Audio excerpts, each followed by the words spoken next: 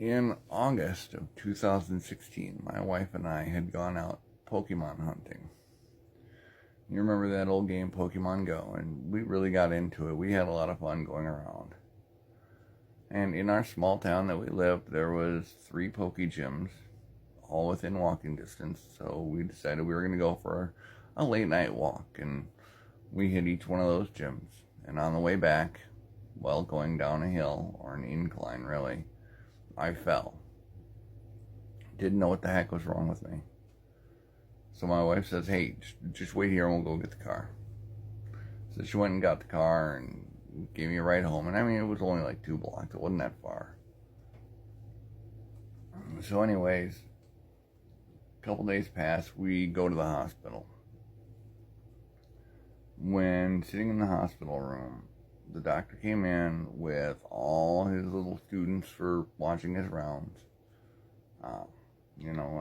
I'm guessing they're like, hey, let's see what a drug seeker looks like. This guy fell, so he's going to want something. And, I went in there, and that was one of the first things he said was, why are you here? And I said, well, because I fell. He's like, well, we can't give you anything for that. I'm like, well, I'm not in any pain from it. I fell, not a big deal, but I want to know why I fell. Like, well, it could be anything. It could be this, it could be that. And, you could just be ill. I'm like, well, I need an MRI. And he didn't want to give me an MRI. I demanded an MRI. So finally he said, okay, you'll get one.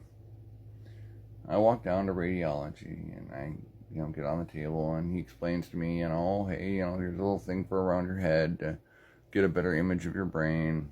And the nurse is going to come in here in, about a half hour and give you a shot. You'll have to wait about 10 minutes after the shot. And that's the contrasting dye, so the MRI can do a little bit better job imaging. It's like, okay. So I go through the first process, and then, he slides me out. He's like, yeah, just wait here. And nurse will come in, gave me the injection, went back in the tube. He's like, all right, we're going to start now. About 10 minutes later. And he, does the other part of it. And when I get done with that, I get ready to start hopping up off the bed when I get out of the tube. He's like, oh, no, just wait here. Wait here, don't get up. Don't do anything, don't stress yourself. I'm like, did you see something on my MRI? He's like, oh, no, you'll have to talk to your doctor about that. I'm like, I'll have to talk to my doctor, but I'm in the emergency room, whatever. And so I let him do his thing, and I get wheeled back to the room. Mind you, I walked down there on my own. They do the MRI. I then get wheeled back to the room. So I knew something was up. The doctor comes in literally almost 2 hours later. We waited a long time for this doctor. Mind you, I've got my stepdaughter and her boyfriend, in the lobby waiting for us. And they're taking all this extra time. And I get a diagnosis takes a long time. But the doctor came back in and he said, well, I called one neurologist and I called a second neurologist to get a second opinion. But they agree that you definitely have multiple sclerosis. You've got over 100 lesions on your brain that we were able to count.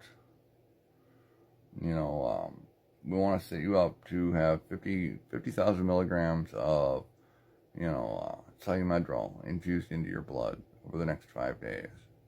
Like, yeah, I'm going home. I'm not staying here.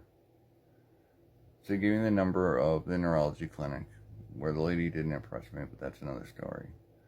And just, sent me on my way, knowing that I had MS and 5 appointments.